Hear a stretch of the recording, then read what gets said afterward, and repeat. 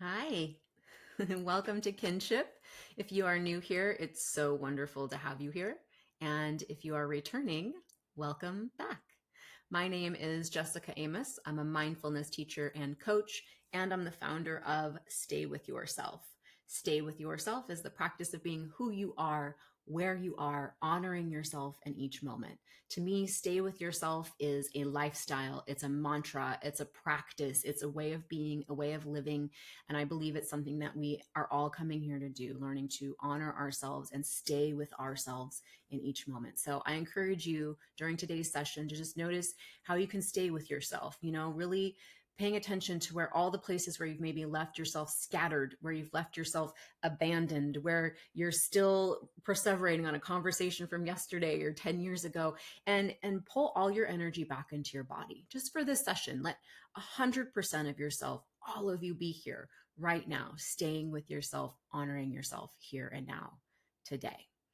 I want to talk to you about something that has been really, really powerful for me and has started to take like a larger precedence in my life that I've sort of practiced over the years, but I think that many of you might find really helpful on your healing and growth journey. So this is about how we can subconsciously recondition our minds, like our subconscious mind and our conscious mind, through things like prayer, mantra, and positive affirmation. And believe me, I don't know if you're like me, I'm one of these people that really needs to know that any practice that is a bit of more spiritual practice or a little bit more ephemeral when it comes to doing the healing work, I always need to know that there is something practical and grounded and even scientific in what it is that I'm doing. And for a long time, things like prayer and mantra and positive affirmation and gratitude haven't landed for me, especially when there's like platitudes about, oh, well, just be grateful. Oh, well, just do your positive affirmations. And you're just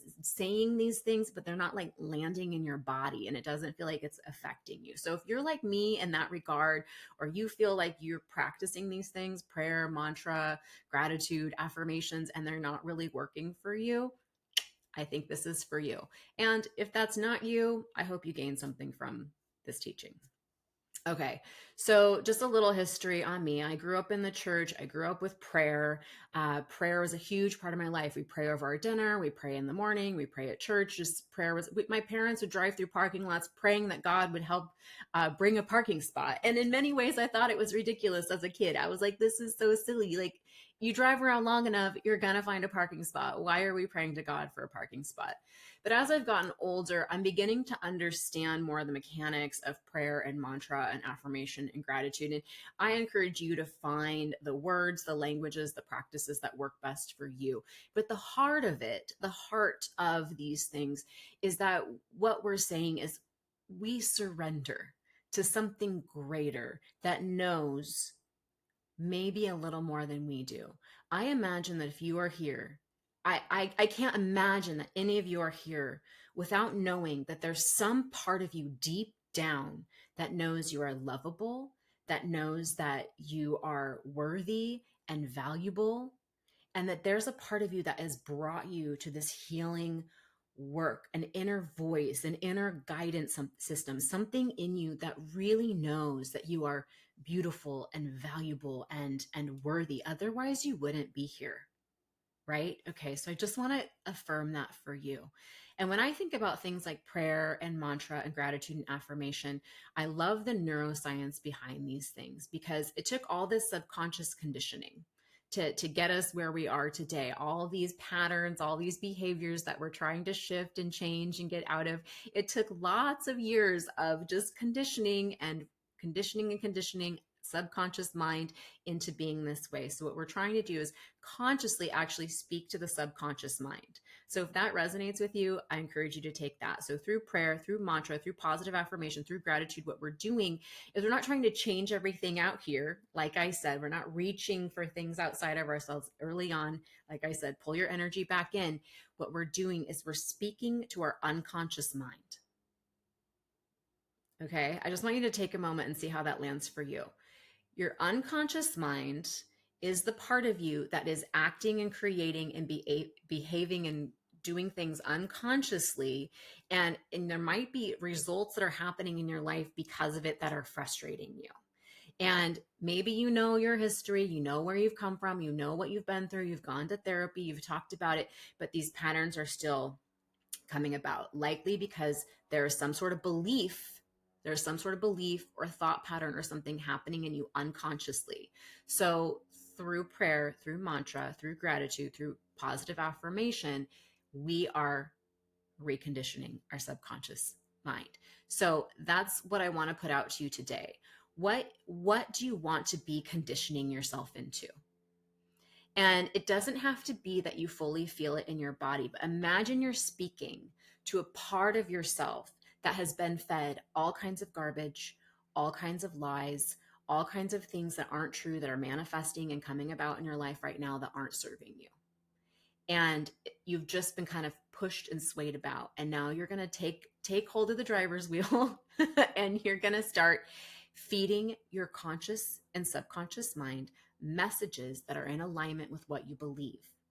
First, understanding that you might not feel that these things are true, but some part of you knows that they are. So that's the part of you that you're speaking to. So it can look as simple as, you are loved. I love you. You are loved. I am here for you. I'm not going anywhere. What do you need? I've got you. That might be something that you've really needed to hear in your subconscious mind. You are valuable and worthy of love exactly as you are, right?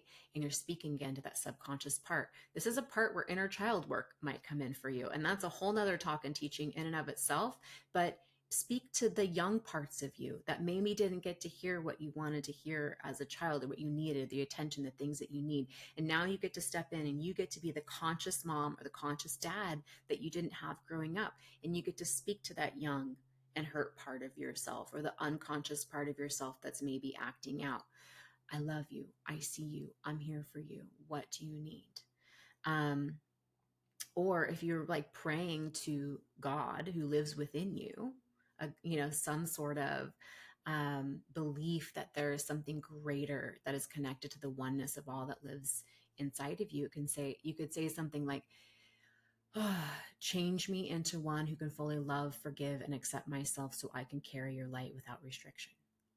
Or, may I know my own beauty, value, and worthiness without question. These are beautiful prayers, beautiful mantras, beautiful things to be speaking to yourself. And you're requesting from within, for you to request from within yourself that these things come forth. Let whatever needs to go, go. Let whatever needs to come, come. Okay? So we're not speaking anything from a falseness. We're not saying, please make me rich. Please make me happy. We're not making demands. What we're doing is we're speaking loving truth back into ourselves, where maybe we haven't received those things before. And I hope that that lands for you in a way that feels like much more grounded and true for you. And what might be true for you, a mantra, a prayer, an affirmation, a bit of gratitude, isn't what it's going to look like for someone else. Okay.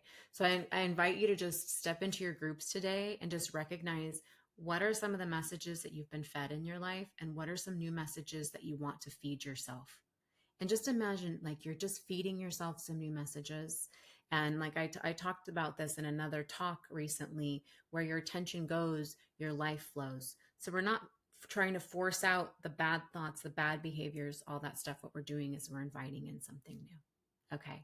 Thank you to our facilitator for being here with us today. Enjoy your session.